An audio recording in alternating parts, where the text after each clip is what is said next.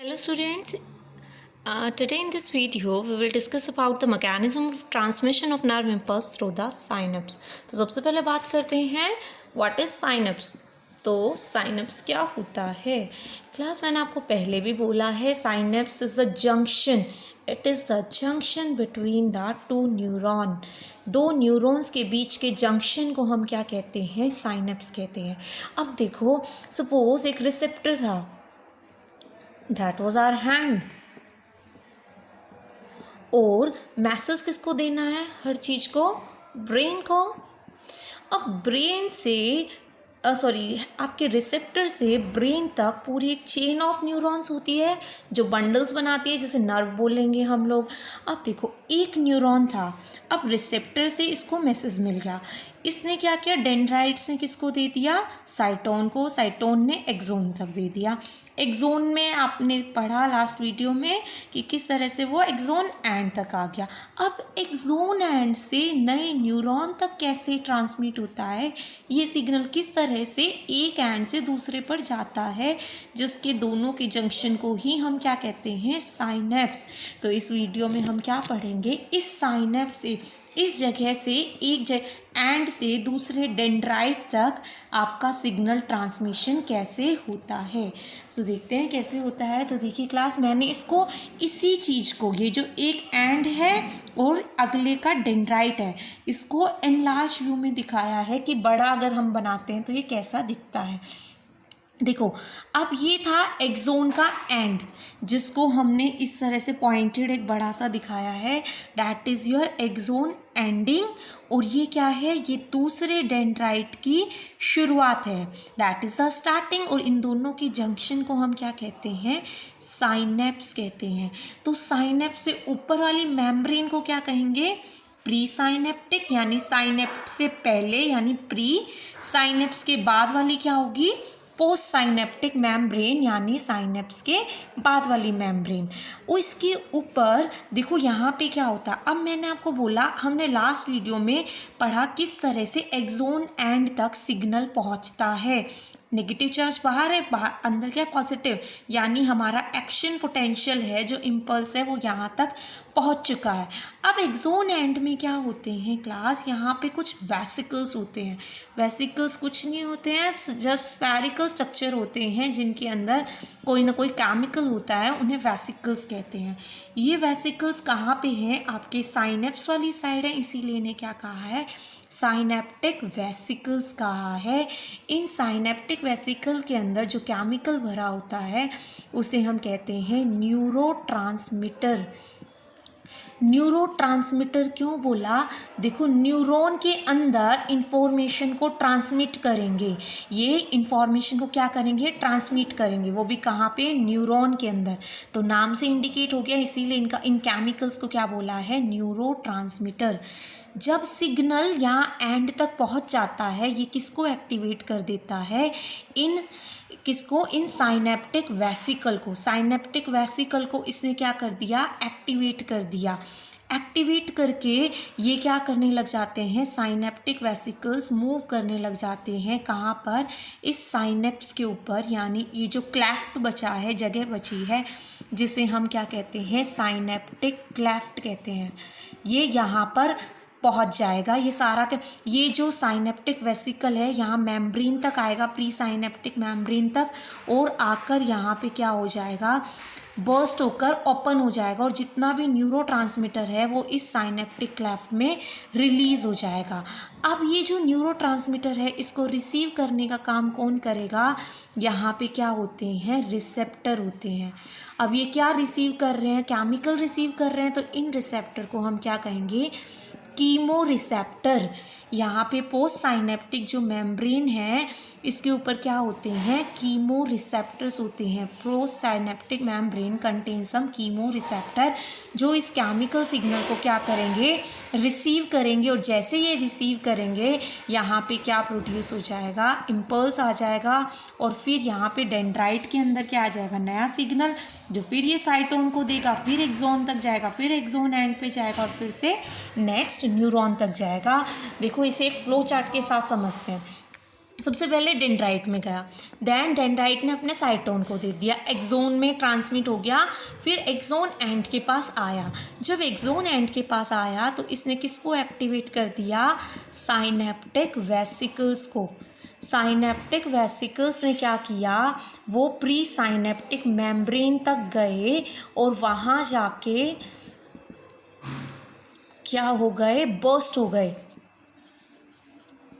Burst open, खुल गए। और क्या ट्रांसमीटर क्या डाला उन्होंने वहाँ पर, न्यूरो ट्रांसमीटर।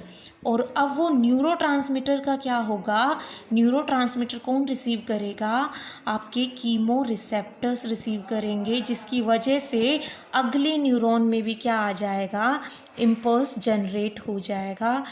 देखो सिंपल था, dendrite, cyton, axon, axon end. अब मैंने ये पूरा एक्सोन एंड के अंदर क्या होता है वो देखा कि साइनेप्टिक वेसिकल्स एक्टिवेट हो गए, जिसकी वजह से ये मूव करके मेम्ब्रेन के एंड तक गए, वहाँ जाकर फट गए, खुल गए और क्या हो गया, न्यूरोट्रांसमीटर रिलीज़ कर दिया, जिसे अगले डेंड्राइट ने रिसीव कर लिया।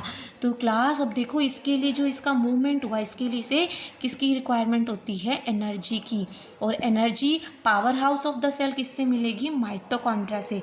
तो ये जो एक्सोन का एंड होता है, it contain a large number of mitochondria, large number of mitochondria होते हैं यहाँ पे, माइटोकॉन्ड्रिया बहुत ज़्यादा होते हैं ताकि उन्हें क्या मिल सके, एनर्जी की सप्लाई हो सके।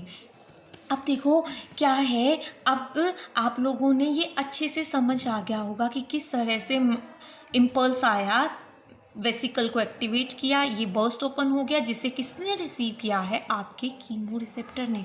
देखो क्लास, कीमो रिसेप्टर सिर्फ और सिर्फ किसके पास है, इस पोस्ट साइनेप्टिक मेम्ब्रेन के पास, इसके पास ये नहीं है। इसीलिए नर्व इम्पल्स ट्रांसमिशन हमेशा कैसा होता है, वन वे होता है, किससे, एक्सोन एंड से सिर्फ और सिर्फ कहाँ तक जा सकता है, डेंड्राइट के पास। पर डेंड्राइट से नर्व इम्पल्स कभी भी दोबारा से एक्सोन एंड के पास नहीं जा सकता, क्योंकि यहाँ पर क्या है, यहाँ पे जो न्यूरोट्रांसमीटर जो ये रिलीज़ करेगा, उनको रिसीव करने की लिए रिसेप्टर सिर्फ और सिर्फ किसके पास होते हैं, डेंड्राइट्स के पास होते हैं। तो आई थिंक अब आपको समझ आया होगा कि किस तरह से साइनेप्स के ऊपर ये इंफॉर्मेशन पास ऑन होती है। अब हम पढ़ेंगे न्यूरोमस्कुलर जंक्शन। तो सबसे पहले न्यूरोमस्कुलर जंक्शन क्या होता है, as I have already told you कि हमेशा नाम में ही उसका मतलब होता है, न्यूरो का मतलब यहाँ पे किससे है, न्यूरॉन से, और मस्कुलर मतलब योर मसल्स, यानी the junction between, it is the junction between neuron and muscle.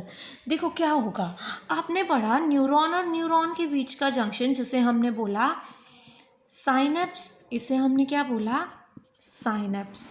क्यों था, क्या काम कर रहा था कि भाई रिसेप्टर से कोई भी इंफॉर्मेशन ले जाकर ब्रेन तक दे देगा, चलो ये, फिर ब्रेन से जब इफेक्टर तक काम आएगा, अब काम किसको करना है, इवन योर हैंड और लेग्स जो भी है। पर मैंने आपको क्या बोला, मूवमेंट हमेशा कौन करवाता है, मसल्स करवाती हैं। तो इन द एंड न्यूरॉन आकर किसको मैसेज देगा, मसल्स को ही मैसेज देगा, क्योंकि कि वो क्या कहेगा, मसल्स को ही काम करवाना है। तो न्यूरॉन एंड में आकर किसको मैसेज देगा, हमेशा आपकी मसल्स को। तो लास्ट में जो जंक्शन होगा वो किसका होगा, न्यूरॉन के एंड का विद योर मसल फाइबर्स, हमारे मसल फाइबर के साथ होगा, ताकि न्यूरॉन आके मैसेज किसको देगा, मसल्स को। मसल बदले में क्या होंगी, कॉन्ट्रैक्ट हो जाएंगी, और मसल कॉन्ट्रैक्ट होकर क्या करवाएंगी, आपकी बॉडी से मूवमेंट करवाएंगी। सपोज भागना है तो मसल आके, न्यूरॉन ने मैसेज आके मसल को दे दिया कि भाई कॉन्ट्रैक्ट हो जाओ, और मसल कॉन्ट्रैक्ट हो गई और हमने रनिंग करना शुरू कर दिया। तो अब देखो, देखते हैं न्यूरोमस्कुलर जंक्शन। तो स्टूडेंट्स देखो, ये अगेन न्यूरॉन का एंड, जैसे आपने पहले देखा, पर इसी न्यूरॉन का एंड किसके साथ जंक्शन कर रहा है, हमारी मसल्स के साथ, मसल्स के साथ जंक्शन कर रहा है। और जिस पार्ट में के साथ ये न्यूरॉन और मसल का जंक्शन होता है, वो किसके थ्रू करता है, थ्रू अ सॉल प्लेट। वहाँ पे क्या थे, कीमो रिसेप्टर्स थे, वहाँ क्या थे, कीमो रिसेप्टर्स, जिन्होंने केमिकल को रिसीव किया था। यहाँ क्या होती है, सॉल प्लेट होती है।